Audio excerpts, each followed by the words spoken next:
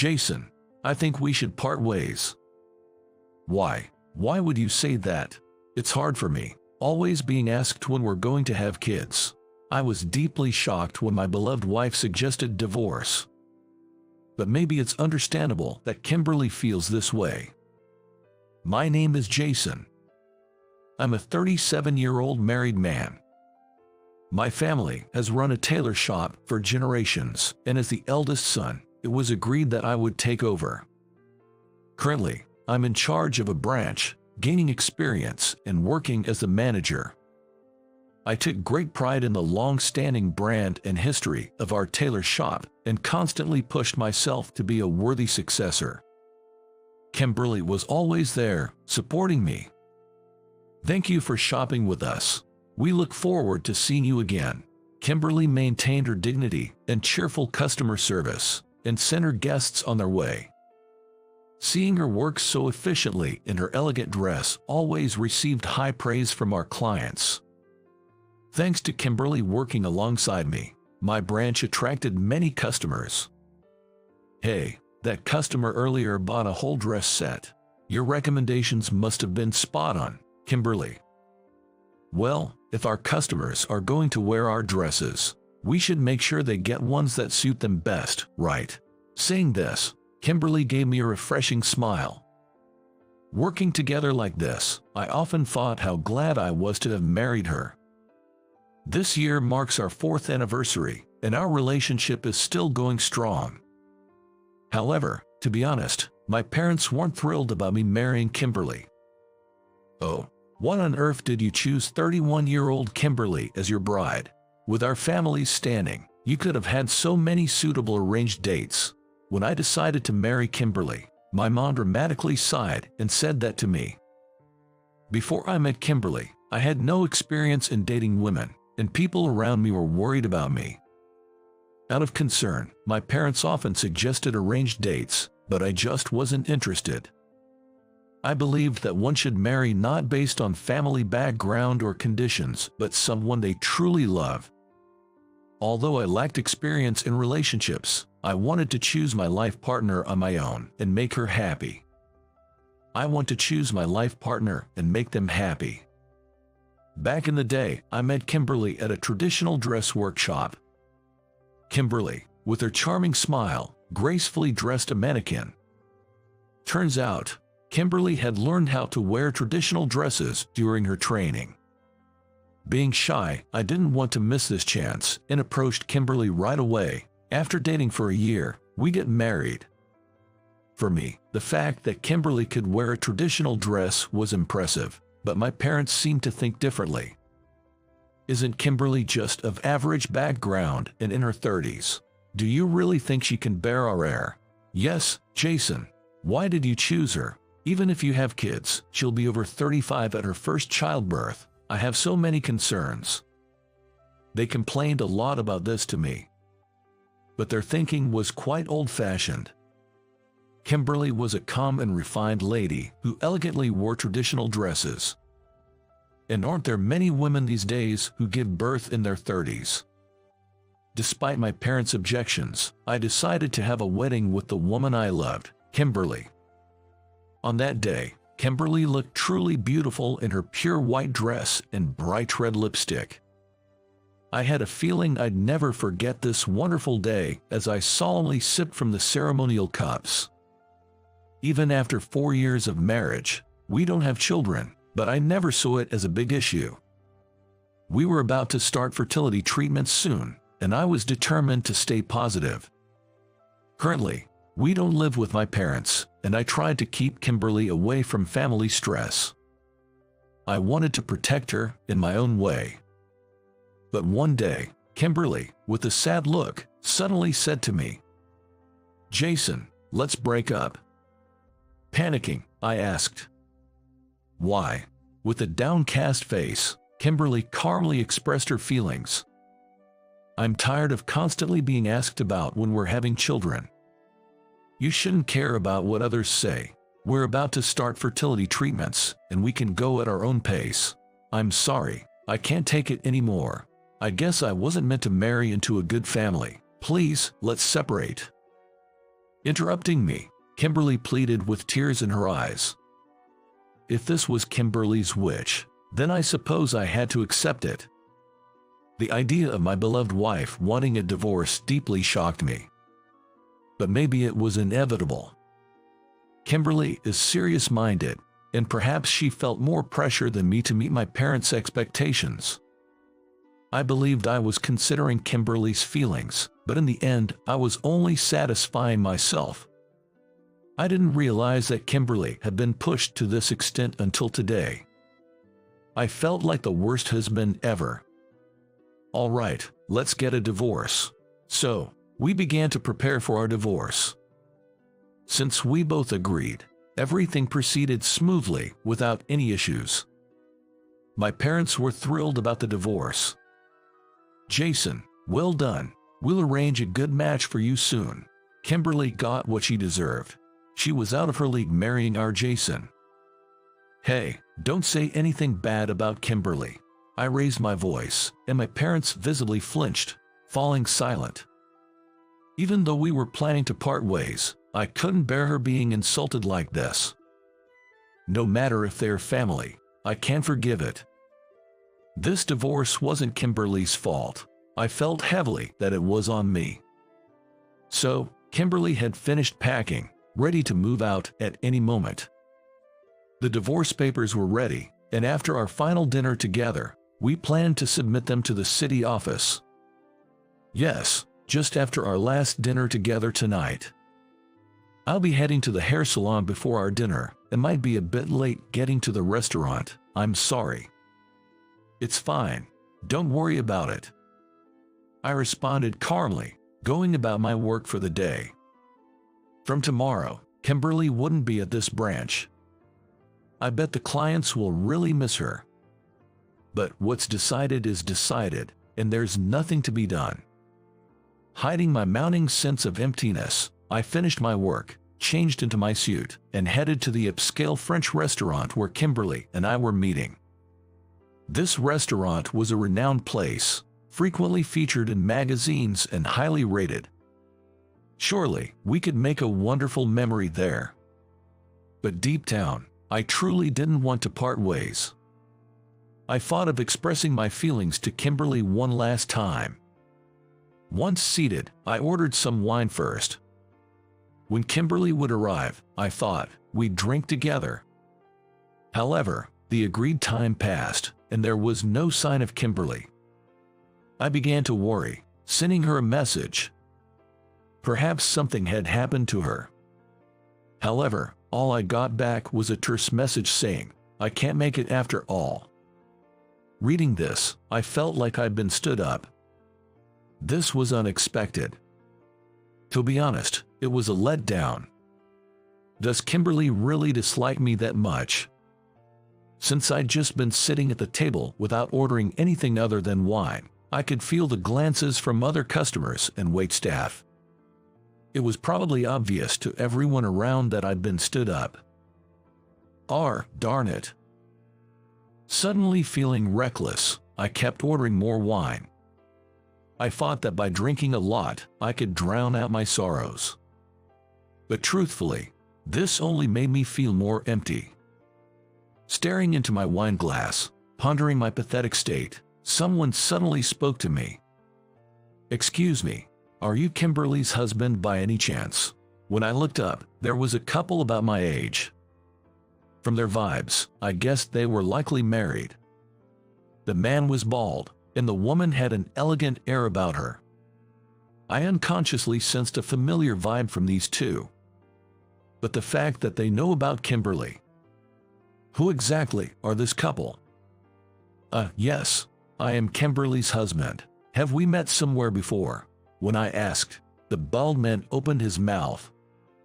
Apologies for not introducing myself earlier. My name is Bob. I serve as the assistant pastor at St. Andrew's Church. Hearing the name St. Andrew's, my eyes widened.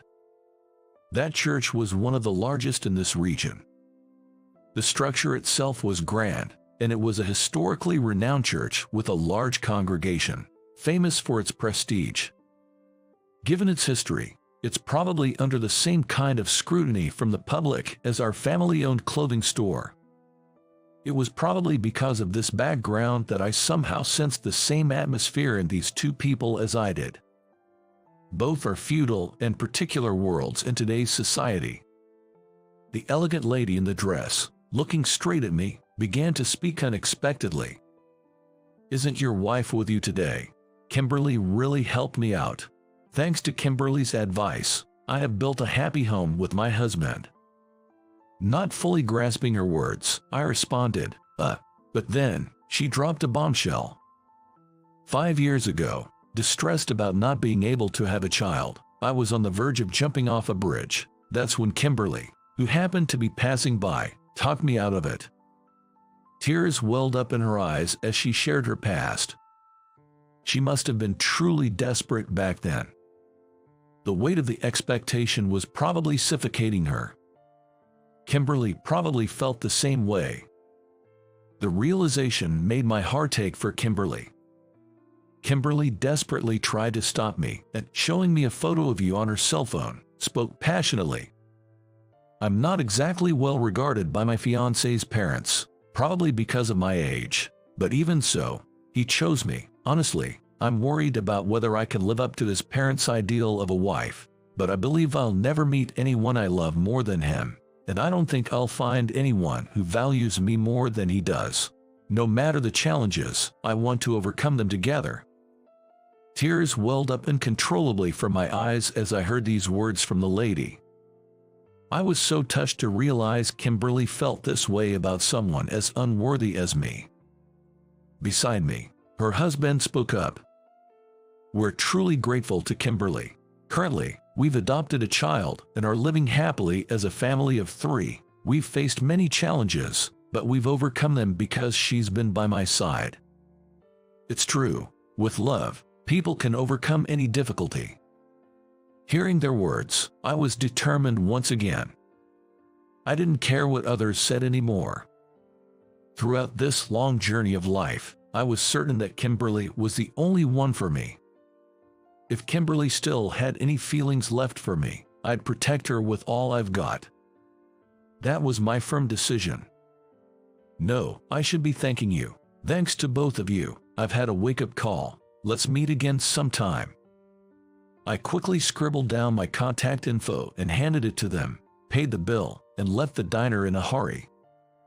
Outside, it was pouring rain, and taxis were bustling about.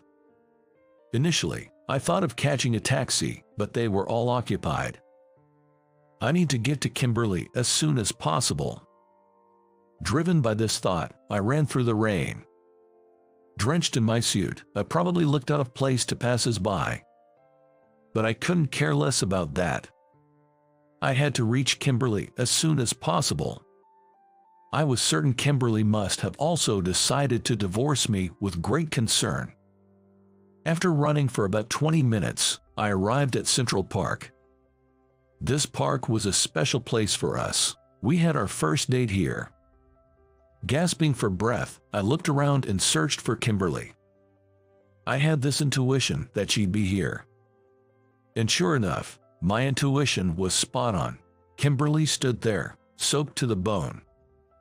"Kimberly." I called out her name and dashed towards her. She turned to me with a startled expression. Her eyes were swollen and red, making it obvious she had been crying. "You shouldn't be getting so wet. It's okay. After all, I can't have children." Tears streamed down Kimberly's face as she said this. She had apparently been to a gynecologist for a checkup before infertility treatments. The diagnosis was that her chances of conceiving were nearly impossible. Her distress reminded me of the wife I'd met earlier. "I truly love you, Jason. That's why I don't want to upset you. Maybe you should find someone more suitable for the family business. No one but you is right for me." I probably spoke louder than intended, catching both of us by surprise. But it was the truth. "If you don't want to upset me, never leave me. Forget about family business and heirs. No matter what, I'll always protect you. There's no one else for me but you, Jason." As the rain continued to pour, We held each other tightly. Even though we were exposed to the cold, warmth radiated from where we touched. At that moment, we truly understood each other. I was determined never to let go of Kimberly again.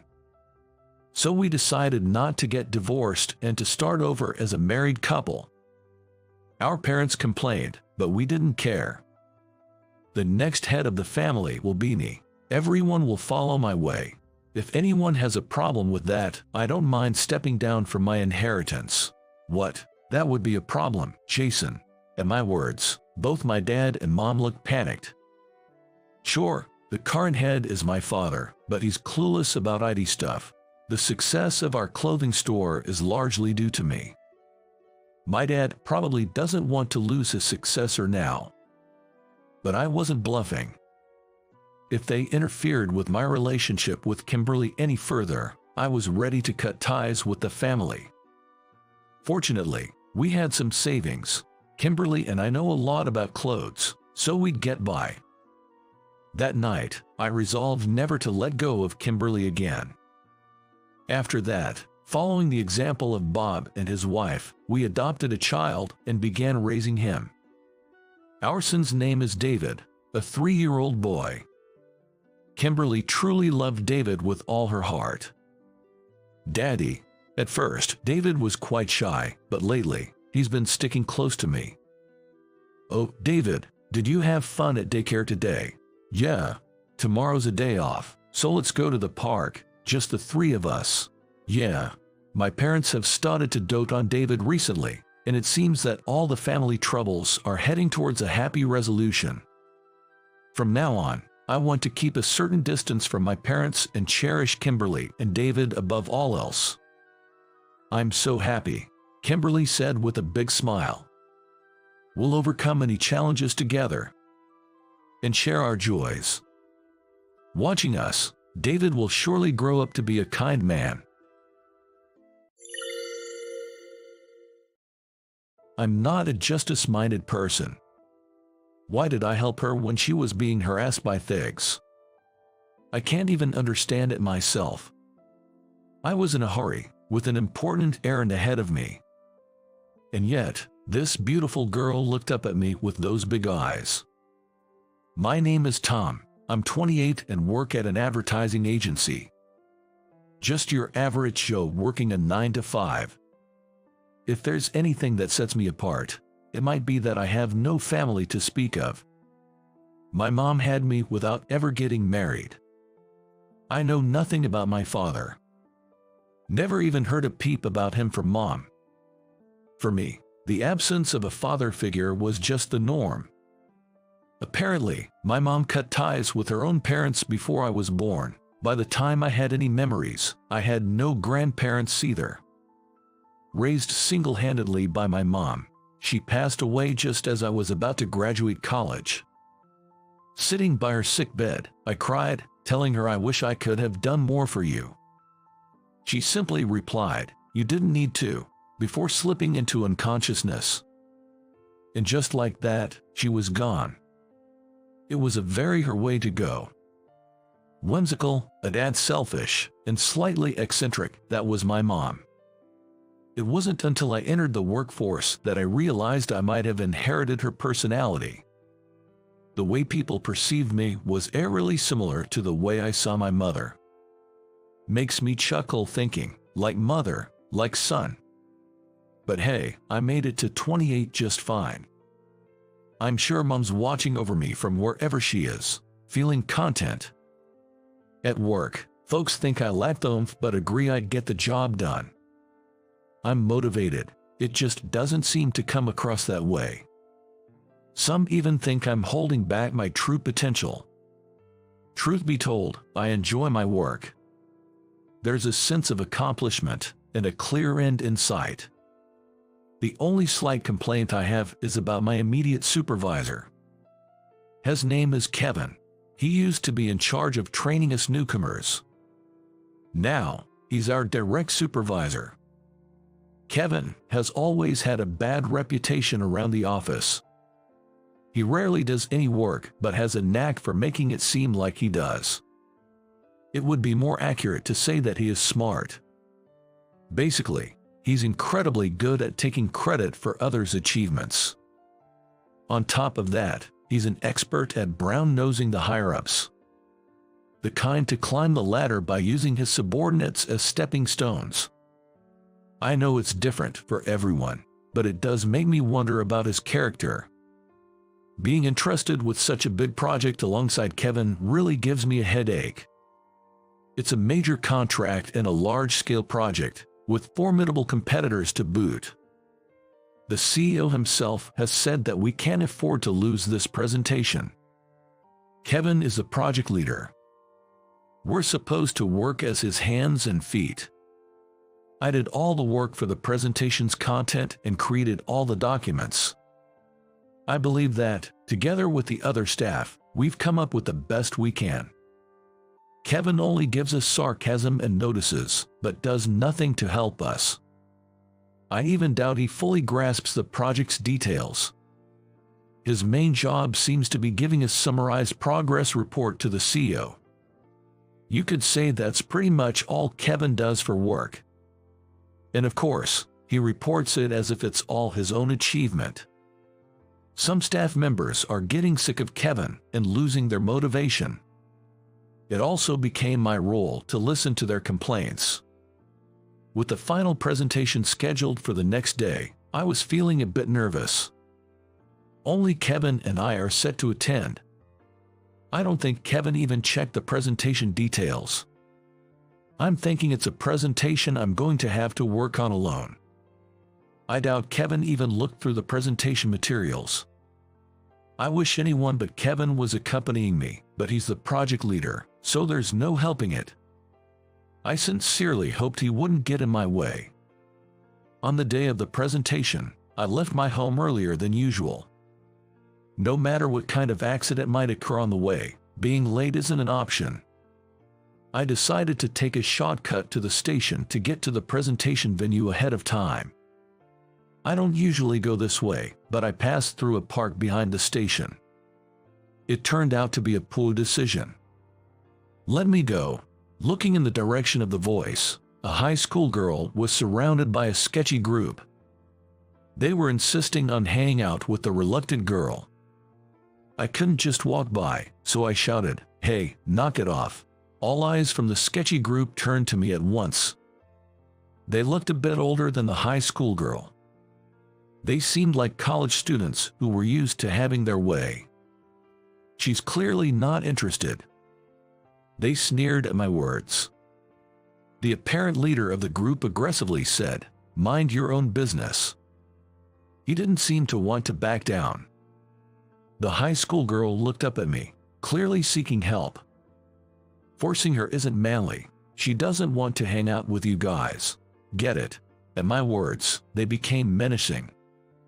I suddenly heard the sound of something cutting through the air, and the next instant, a sharp pain shot through my face. It wasn't until I hit the ground on my knees that I realized I'd been punched. Looking down at me, doubled over in pain, the gang laughed uproariously. My vision started to blur. Just when I thought, this isn't good, the gang's ringleader let out a scream. As my consciousness began to fade, the last thing I saw was a high school girl repeatedly kicking the leader where it hurts. Guess I wasn't the hero of this story after all. Listening to their screams, I slowly closed my eyes. While unconscious, I had a dream. I heroically saved the high school girl, and she thanked me. She hugged me, saying thank you, making me feel on top of the world. And on closer inspection, the girl in the dream looked a lot like my girlfriend from high school. Even though I knew it was a dream, I enjoyed the sensation of her embrace. Cut me some slack, it's just a dream after all. Hey, how long are you gonna sleep? A gentle hand brushed my cheek. Just when I thought, what a great dream, I opened my eyes to see the high school girl looking at me with concern. Seeing her face, the first words out of my mouth were "I'm sorry." She was far more beautiful than my high school girlfriend ever was. Jumping into a fight when you're clearly not a fighter Are you stupid or just too kind?" she said with a mix of exasperation and amusement. Not exactly the thanks I was expecting. It kind of ticked me off. "But thanks anyway," she said with a sweet smile. I was completely captivated by her smile. Whoa, and in the next instant, I shot up and checked my watch. I was over 30 minutes late for the presentation. Checking my phone, it was flooded with missed calls from Kevin and from the head office. "Sorry, I gotta run." I grabbed my things and dashed towards the subway station. I could feel her eyes on my back, but I had bigger problems. Outside the client's building, I ran into Kevin. As soon as he saw my face, he swung at me. "This whole project is screwed because of you. What's your deal? Got into a fight and now you're late. Give me a break." He grabbed my collar and berated me. "I'm sorry, I got caught up in some trouble." Kevin, not having any of it, immediately called the CEO. He was reporting that the presentation had failed. And all because I was late. He plans to put all the blame on me. Of course, my being late is inexcusable. But Kevin is the project lead. Even if I wasn't there, it's expected he'd handle the presentation. There's no way Kevin, who hasn't even read the documents, can step in as a substitute presenter. He was probably bombarded with questions at the meeting. Seeing Kevin timidly report, I started to care less about what happens next. The thought of working under this guy for much longer paints a bleak future. By the time I was called into the CEO's office, my decision was already made. All the mistakes from this presentation lie on Tom. Ruining such an important presentation hurts me too. Seeing Kevin play the victim and rat me out to the CEO almost made me burst out laughing. The CEO just listened to Kevin silently. "Tom, any words in your defense?" "I'm sorry. I got caught up in a mess and was late for the crucial presentation. I'll take responsibility and resign." I could tell from the look of surprise on the CEO's face he wasn't expecting that. Making excuses won't change the outcome. I firmly placed my resignation letter on the desk. I didn't miss the smirk on Kevin's face. I bet he feels relieved with me gone. I was kind of really sick of it all. Everything no longer mattered. I didn't wait for the CEO's response. I just bowed and left his office. I quickly packed my personal belongings and left the workplace. As I was leaving, I looked up at the building of the company I had served for years and for some reason, thought of that high school girl. For the next 3 days after quitting, I just zoned out. I didn't even feel like going out until the swelling on my bruised face went down. The small photo of my mom in my room seemed to be smiling. She might be shaking her head at me from above. Or maybe she's laughing, thinking that's so like Tom. Either way, I needed a break. I kept reassuring myself of that. It was on that evening the CEO came to visit. I was eating some pasta when the doorbell rang. I was taken aback seeing the CEO at my doorstep. I had no idea why he would visit me. "I'd like to have a word. Is now a good time?" he asked in a calm tone, and I nodded. The room was a mess, but I managed to make some space for the CEO to sit. Meanwhile, he was staring at the small photo of my mom. Sir, please, have a seat here." There's only a cushion for him to sit on. I present a particularly flashy cushion to the CEO. But the CEO didn't move away from the mom's photo. Curiously, I look up at the CEO's face and am taken aback as if my breath was taken away. Without uttering a word, the CEO is just shedding tears. Seeing him quietly cry, I'm dumbstruck and forget to say anything. I have no idea how much time has passed. It turned out just as I thought. The CEO said, still captivated by the photo. To be precise, he's staring intently at a picture of my mom. You know about my mom, don't you? The CEO silently nods in response to my words. Seeing him cry this much in front of my mom's picture, I figured they must have been close. After the cancer was detected, it all happened so fast. It truly did. Maybe she was holding back from feeling sick. By the time I forcefully took her to the hospital, it was too late, and there was nothing I could do. Hearing about my mom's last moments, the CEO finally faced me. "I'm sorry for coming and announced. Your departure was so abrupt, it reminded me of her," the CEO said, looking once again at my mom's photo. "Excuse me if I'm mistaken, but don't you know my dad? If he knows so much about my mom, he must know about my dad too." That's what I thought when I asked the CEO. The CEO looks a bit troubled. I suspected he might know a secret related to my father. "Tom, would you be willing to take a DNA test?" With those words from the CEO, I understood everything. It made sense. I wanted to brush it off, but the words were stuck in my throat. She disappeared from my sight in an instant. As soon as my arranged date with my current wife was set, she vanished, and that was that. He must deeply regret that time. The CEO seemed to struggle to find the right words. My mom, considering the CEO's future, stepped back.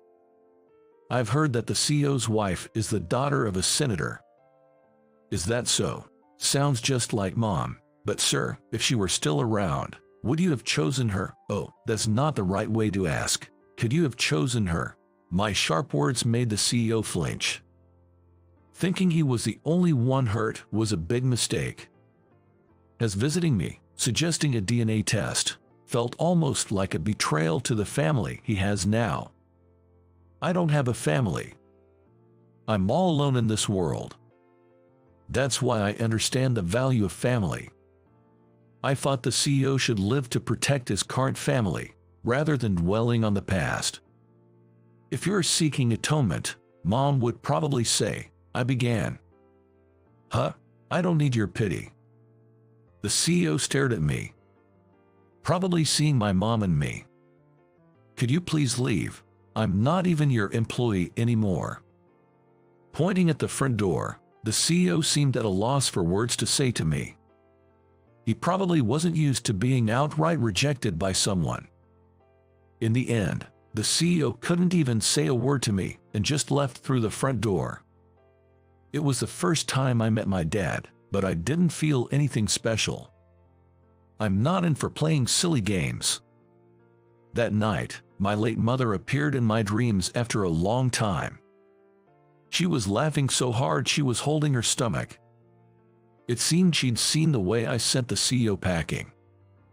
And she said, "Good job, son," praising me. Waking up with a tear of joy, I realized how fortunate I was to be her son. Mom and I are so much alike. The moment I got out of bed, there was a loud knock at the door that almost gave me a heart attack. Why would someone bang on the door when there's a doorbell? I cautiously approached the door to check. "Hey, I know you're there. Open up." I recognized that angry female voice from behind the door. It was the high school girl I met in the park. I opened the door fearfully. She looked like she was about to kick it in. "Dang, was just about to break it down," she said, lowering her foot that was raised to kick. I was trying to process why she was here. "I've got something to discuss, interim big bro," she said with a sly grin. I got the message and realized what she meant. Erwin, right, the CEO's daughter. She beamed and said, "Bingo," raising both her hands in a victory sign. Without waiting, she swiftly entered my apartment. She tossed her shoes from inside to the doorway. Such bad manners for a CEO's daughter. Sighing, I arranged the tossed shoes and looked back into the room. I saw her, with hands clasped in prayer, standing in front of my mom's photo. The long lashes around her tightly shut eyes trembled slightly. She must be nervous in her own way. Did the CEO tell you about me? Nope. Found some documents my mom was looking into. She turned to face me and began talking. Her name was Olivia. Apparently, she was the only child born to the CEO and his wife. Sadly, after giving birth to Olivia, the wife was diagnosed with cancer and had a full hysterectomy. She's still tormented by the fact that she hasn't given him a son. She blames herself for not being able to produce an heir. At that time, the CEO found a photo of my mother he had kept hidden, and after hiring a private investigator, they traced back to me. Olivia said she sneakily saw the documents her mother had kept hidden. Seeing my picture, she was surprised. Turns out, the guy who helped her in the park by chance was her own brother. She felt it was destiny. Thanks for that time, Olivia said, giving a little nod. Apparently, Dad said to cherish the family, but Mom knew about you. It's your job to keep my seemingly falling apart family together. She then handed me the DNA test papers. The idea of me holding her family together is beyond bizarre. I've always wanted a brother since I'm an only child. Mom can't have any more children but wants a son, and Dad, wanting an heir, is waiting for you. Receiving the documents, I was unsure how to respond.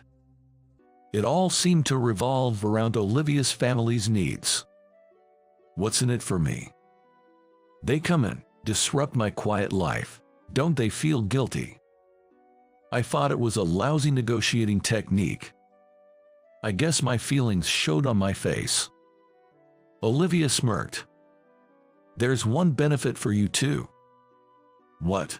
It doesn't seem beneficial to me at all. You get a cute little sister like me. Olivia made a peace sign and laughed, showing it right in front of my eyes. Isn't it great? Both of us not being alone anymore. I see. Olivia seems to be a better negotiator than I thought. She presented a pretty tempting offer. Moreover, she looked confident. She seemed to not even consider the possibility of being turned down. This seems like the time to give in. All right, I give up. I'll take the test. Before I could finish, Olivia jumped onto me. Holding her soft, warm body, I panicked. It's been so long since I've had such close contact with anyone. It's overwhelming. Whoa, hold on. I'm not confirmed as your brother yet. You'll get me caught. Trying to gently push Olivia away, she resisted, hugging tighter. In a very soft voice, she said, "Thank you. That CEO is one lucky man. Having such a thoughtful daughter. Plus, wanting a son too. Talk about luxury problems. But if it means I get a family, why not? If Olivia no longer has lonely nights by herself, then maybe my existence isn't in vain." From the DNA test, it's confirmed that the CEO and I are related by blood. When opening the results, I met Olivia's mother for the first time. She's the complete opposite of my mother. Elegant and gentle, the kind of woman who supports her man. She respectfully bowed to me, making me feel somewhat embarrassed. I thought she might dislike me, being another woman's son, but she welcomed me so warmly it was shocking. She even cried out of happiness for having a son, and I was at a loss for words. In the end, after the DNA results, it was decided that I'd return to work. I was appointed as the CEO's secretary. Essentially, I'm to support and learn about the CEO's work up close. I didn't want to live with him right away, so I'm still living alone in an apartment. Olivia frequently visits, sharing her troubles and complaints with me. Lately, she's been seeking advice about love. Who would have thought, a year ago, that I'd be giving love advice to my little sister? I've been guiding her, helping her with her love matters, so she can make the right choices. It feels rewarding when she confides in me, sharing troubles she can't discuss with our parents. However, there's one major issue. At this age, Having such a cute sister has intensified my protective instincts towards her. I'm even having a hard time dealing with it myself. I reckon when Olivia gets married, both the CEO and I will be crying our eyes out. Family sure is something. I sighed with happiness. My mom is probably watching over me from the above, laughing. Thinking, serves you right. Such a luxurious problem to have.